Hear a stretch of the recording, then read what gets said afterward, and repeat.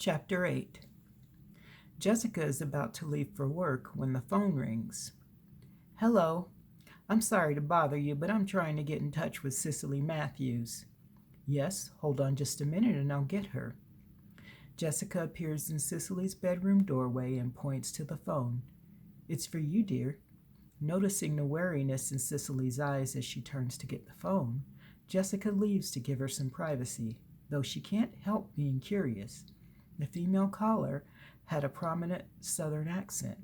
Jessica can't recall Cicely ever receiving a phone call from home, and she silently prays everything is okay with her family. Sis girl, this is your cousin Vilma. At the sound of my cousin's voice, I suddenly feel the need to sit down. I move over to the bed, lowering myself on the edge. In all the time I have been in Utah, no one in the family has ever called me, nor have I expected them to. Even when I was in Asheville, I received no contact from relatives unless I initiated it, which leads me to believe something is definitely wrong. How are you, Velma? My cordial tone is forced.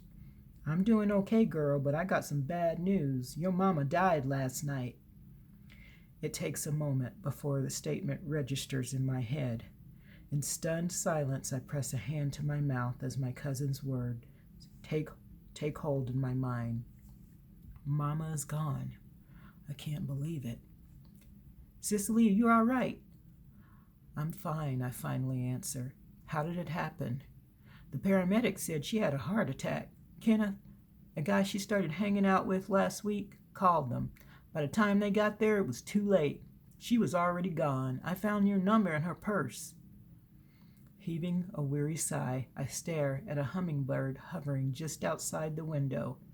So many thoughts drift through my mind concerning my mother's life and what she went through, but none of them produce the tears I would expect to come. I briefly wonder if something is wrong with me. This was my mother, the woman I spent over half my life with, and right now I can't even cry for her. We have never been close, but I should feel a little more grief. Surprisingly, there isn't even a desire to cry. Maybe I'm in shock. Velma's voice breaks through my thoughts. Well, Mama told me to call you so you could take care of the funeral arrangements. You're the only one who can since you're named the beneficiary of her life insurance policy. I realize it is my responsibility to take care of the arrangements, regardless of whether there is insurance or not, because I am Geneva's only child, and I know from experience I can't count on my mother's family for anything. I'll be there by tomorrow evening. Okay, girl, I'll tell Mama you're coming. Hanging up the phone, I numbly return my gaze to the window, staring at nothing in particular. The hummingbird is nowhere in sight. I can't believe Mama is gone. We haven't really been part of each other's lives for years, but it is still hard to imagine her not being in the world. I guess all those years of drinking finally caught up with her, but she's better off now. A soft knock draws my gaze to the door. Ingo and Jessica enter. He sits down next to me and takes my hand. What is it, love? My mother passed away last night. Jessica gasped softly. Oh no, I'm so sorry. Ingo pulls me close. So am I. Thank you. What can we do? He asks. I need to get back and take care of the funeral arrangements. I guess I'm the beneficiary of her insurance policy. Thank heavens she had insurance, Jessica says, patting my free hand. I would like to try and get there by tomorrow evening. I have some money. Don't worry about that, Ingo interrupts. I'll take care of everything. I can't let you do that. He puts up a hand, halting my protest. Listen, love, you're going to be my wife, which means everything I have is yours. Please let me do this. I am deeply touched by his need to take care of me, and I can't imagine loving him more than I do at this moment. Thank you. You're very welcome. Hesitance filling me, producing nervous knots in my stomach. Ingo squeezes my hand, sensing there is something more. What is it? Slow to answer, I look away as tears press. Well, it's a lot to ask, But, Ingo urges. When I don't continue, he somehow guesses what I need, but can't bring myself to ask. Would you like me to come with you? Relieved that he had picked up on my feelings, I exhale deeply. I have always considered myself independent, never really needing anyone, but that isn't true anymore. I need Ingo. I truly need him. I'm not strong enough to do this alone. Yes, I finally answer. Kissing my brow, he holds me close. Nothing you ever ask could be too much. I want to be there for you always. And I'll take care of your shifts at work, Jessica adds.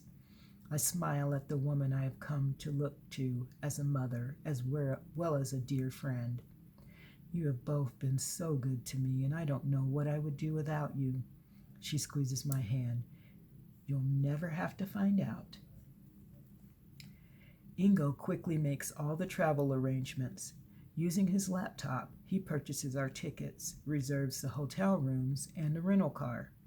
I am grateful to him for taking care of all the details. He has thought of everything, and I love being taken care of for the first time in my life. I take a moment to remind him about how distant my family will be to me, but he assures me everything will be okay. Ingo is so optimistic about life, and I wish some of his optimism would rub off on me, especially when it comes to my family. I need to be strong, and I pray that he will really be okay. I am used to my family's ways, but I don't want him hurt. That would make me feel worse than anything they could ever say to me.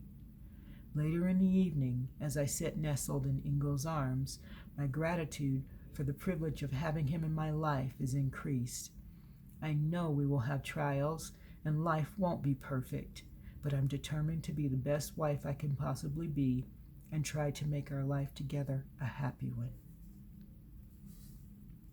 Chapter 9.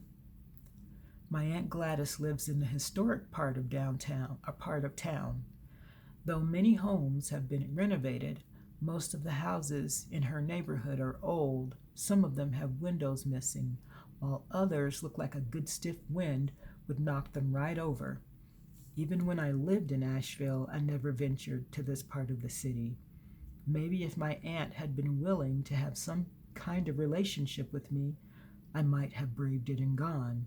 But just like everyone else, Gladys holds the mistakes of the past against me. Sure, I've made a lot of choices that I will regret for the rest of my life, and I'm not perfect, but then neither is Gladys. A sense of dread enters me as we pull up in front of my aunt's home, and I can't help wishing we were back at the hotel. Ingo senses my feelings. Hey, he says, raising my hand to his lips. I love you, and it's going to be all right. Nodding, I close my eyes and take a deep breath, grateful he is with me. I couldn't do this without him. I love you too. We share a brief kiss. Drawing back, I smile nervously and get out of the car. Unfortunately, my panic only increases as we head up the walk. My grip on Ingo's hand tightens. I'm right here, love. It will be okay. Please keep telling me that. He presses a kiss to my brow before knocking. Are you ready? As ready as I'll ever be. I lock a smile in place. I watch the amused twitch of Ingo's jaw when Velma opens the door. The girl is completely flabbergasted upon seeing him with me, and it definitely shows. If my nerves were a little more steady, I really would laugh. Hey, sis, she finally says. Y'all come on in. Thank you. I enter with Ingo close behind me. Gladys is sitting in an oversized green chair smoking a cigarette. She almost chokes on it upon seeing Ingo. I am used to the smoke, having been raised around it, as well as having done my fair share of smoking in the past. But I hope it won't be too much for Ingo. At the rate my aunt is puffing and exhaling, we will probably need a shower and make a trip to the laundromat after we leave. Y'all have a seat. Gladys said, waving a hand in the direction of the plastic-covered sofa.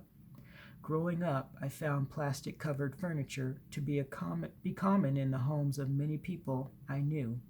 I never understood the concept or reasoning behind it, but I figured there had to be some hidden method behind the madness. Once we sit down, I make the introductions. Aunt Gladys, Velma, I would like you to meet my fiancé, Ingo. It is truly a pleasure to meet you, Ingo says, standing with his hand outstretched. What happens next is both expected and amusing.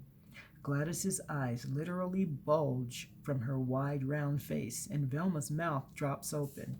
Shocked isn't strong enough to describe their reactions, but I had expected as much. When it comes to showing tact, however, my family has definitely been left out of the loop. Gladys doesn't shake his hand, but gives a small grunt, acknowledging him. Okay, Ingo mumbles under his breath. He extends his hand in Velma's direction, and she shakes it eagerly.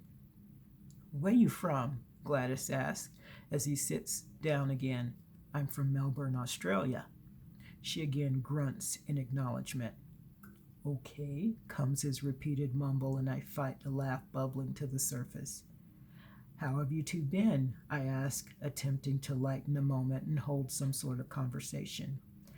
Velma glances to her mother as if waiting for a response. We're doing fine, she answers instead. I wince inwardly as Gladys flings a disgusted look in her daughter's direction. Mashing her cigarette in a small ashtray on the arm of the chair, she hefts her large body up and pulls a key from her pocket. Here's your mama's extra key. You can go on over there now if you want. The insurance papers are on the table in the kitchen. Leaning forward, I take the key from her, not missing the greed in her voice. I know Gladys doesn't think I should have the money and would like to lay claim on it herself. It seems all my family thinks about is what they can get. If you don't have anything they want, you are of no use. If you can't do for or give them anything they deem valuable, they don't want anything to do with you. And I am sure, after I go back to Utah, Gladys will descend on my mother's apartment like a vulture, taking everything she can get her hands on. Sadly, I have seen it happen before in my family. It is always expected with the death of a family member. I shake my head sadly at her abrupt dismissal. So I guess this is it then. No, how have you been? No, it's good to see you. Just here's your mama's key and you can go now. I glance at Ingo to gauge his reaction, but his face is unreadable. He squeezes my hand, though, and I know he understands my frustration. He shakes his head slightly at the situation, and I draw comfort from that. I have traveled all this way, have been in my aunt's home for exactly 2 minutes, and she has barely spoken to me. These people are supposed to be my family, but they don't seem to care about me at all, or at least Gladys doesn't. I sense Velma warming slightly, which helps a little. I finally stand, and Ingo quickly follows suit. The sooner we leave, the better, as far as I'm concerned. Pressing his lips to my temple, Ingo whispers, "Let's get out of here." I nod. Well, I guess we should head on over to Mama's place. I'd like to get things taken care of as soon as possible. I turn to Velma. Thank you for calling me. I really appreciate it. Velma opens her mouth to respond, but Gladys cuts her off. Though Velma and I have never been close, we have always been civil toward one another. In some ways, I feel sorry for Velma. It must be hard having such an overbearing mother. We didn't have no choice but to call you, Gladys booms. We sure can't afford to bury her. She was my sister and I love her, but this is your responsibility. The last words reek of accusation. Ingo again squeezes my hand. It was good to meet you both, he says, then guides me toward the door, anger furrowing his brow. It was good to see you, Aunt Gladys, I say, making one last attempt to elicit a positive response. When there isn't one, I smile at Velma and again turn to leave. I want to talk to you for a moment. The softness of Gladys's voice startles us both. Okay? I am wary, but I genuinely want to make some sort of peace with my aunt. However, one look at her face tells me that hope is also futile. I want to talk to you alone if you don't mind. Ingo grips my hand tightly as he leads me toward the door. I'll bet she does, he murmurs. I'm not leaving you alone with her. Stopping, I press my lips to his ear. Will you wait outside for me? He clearly wants to say no and is about to, but the pleading look in my eyes stops him. I want him with me more than he knows, but I have to do this alone.